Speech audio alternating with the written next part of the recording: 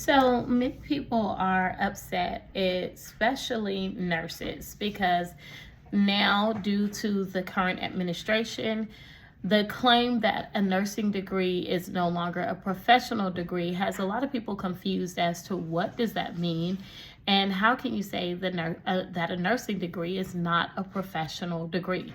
Well, I need you guys to understand. Here is the truth. This is related to absolutely 110%.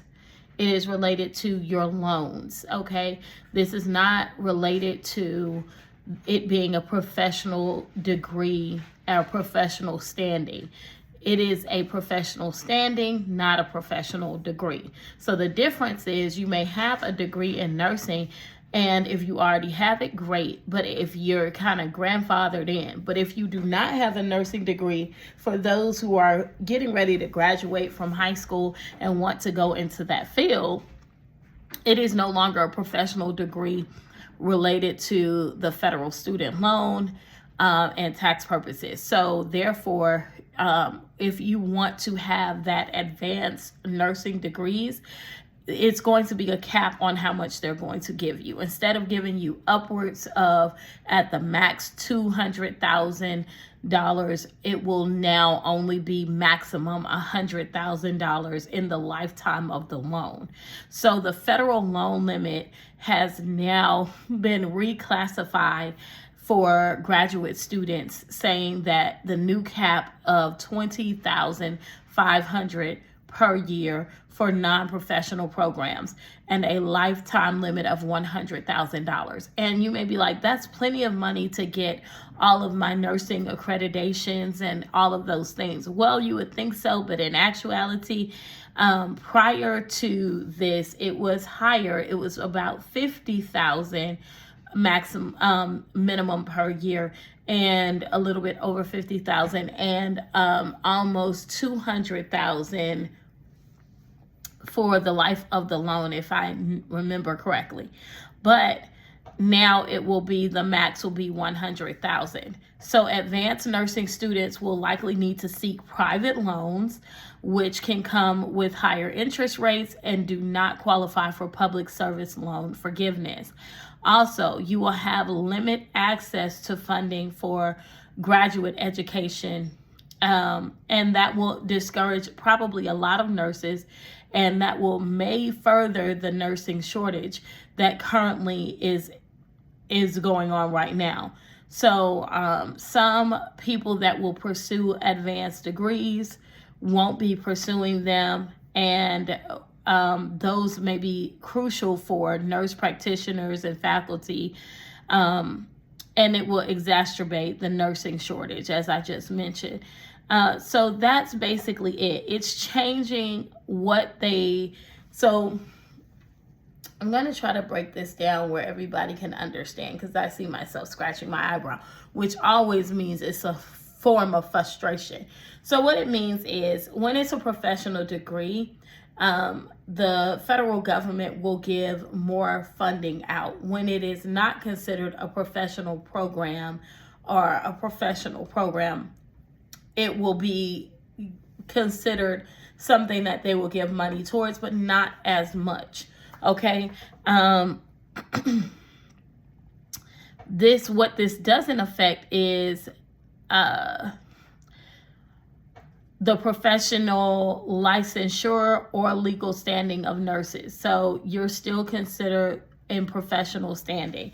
Doesn't mean you don't have a professional job. Experts and nursing groups argue that making advanced nursing education more difficult to afford will harm patient care by limiting the supply of highly skilled nurses, particularly in underserved area. I agree. Not undeserved, underserved, guys. New definition excludes roles like nurse practitioners who provide a significant amount of primary care services.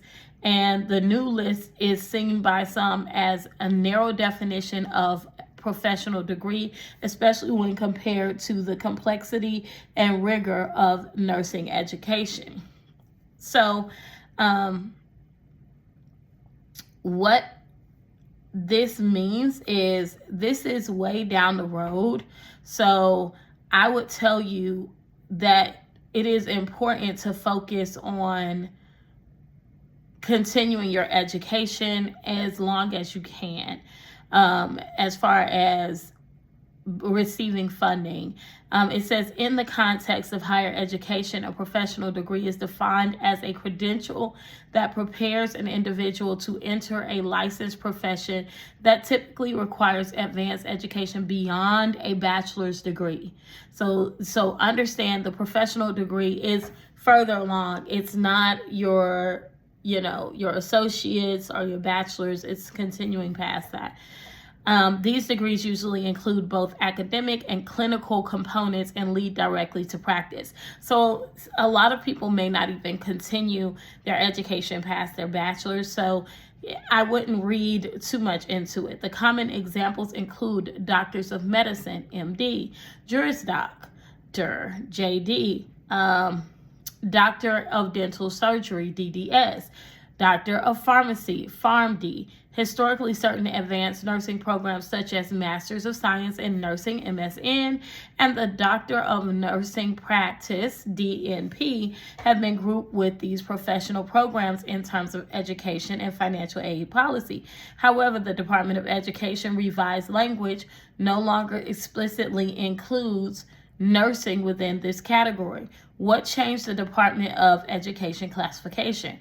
Recent updates from the Department of Education, which go into effect on July the 1st, 2026, clarify which programs fall under professional degree umbrella for the purpose of Title IV funding and related student aid policies. Notably, nursing was omitted from the list, while other health-related fields such as medicine, dentistry, and veterinary medicine remained. Although this list isn't exhaustive, this change is relevant in context of federal student loan limits, which allows students in professional programs to borrow at a higher annual and aggregated lifetime levels compared to those in standard graduate programs. So I definitely do feel that it may cause a workforce shortage, but most people, because it is continued learning, will already be in the field. So we'll definitely have to see. I don't know if people will view this as a little bit, that primarily there are women in this field. So will this come off as sexist? I'm not sure, but it definitely is something that people are taking to heart, and they feel that will definitely impact the care people will receive in the future because of limited, shortages. And remember, limited space, limiting the people being able to work in these fields. Under these new regulations, professional students are eligible for higher unsubsidized loan limits under the direct loan program, $50,000 annually, and a lifetime cap of $200,000. While nursing no longer explicitly includes nursing, students may fall under the general graduate student borrowing limit, which is significantly lower. So instead of $50,000, it's $20,000 is the limit, is the minimum, $20,500 annually, and the lifetime cap of $100,000. This new legislation also removes Grad Plus loans, which many nursing students have used to cover education expenses that weren't covered by financial aid, according to the Association of American Universities. So understand what graduate level nursing programs do.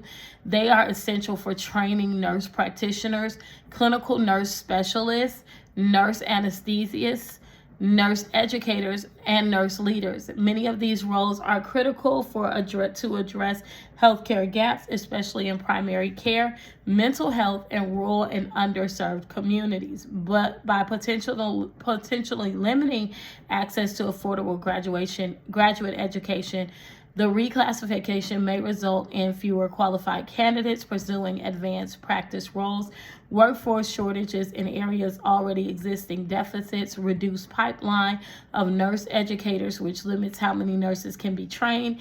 Currently, there are 267,889 students that are currently enrolled in Bachelor of Science Nursing program, which is BSN programs at 869 colleges and universities across the U.S., according to the survey by the American Association of College Nursing, AACN. Many of these students may plan to pursue advanced degrees. Barriers to doing so could significantly impact the healthcare system's ability to meet future demands.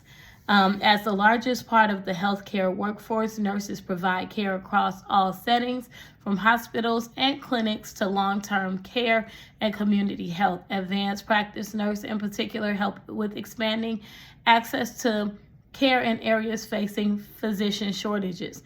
Any policy change that directly restricts entry into graduate nursing programs could have a domino effect across the healthcare system. These effects may result in reduced capacity in education programs due to fewer nursing faculty and increased burnout among the existing staff. That's another issue, because due to staffing shortages, once you burn out the existing staff, then the quality of care goes down because they're working past the amount of time they should be allotted to work. Given the U.S. healthcare system is already struggling with workforce shortages in many specialties, a reduction in the supply of highly trained nurses may intensify these challenges.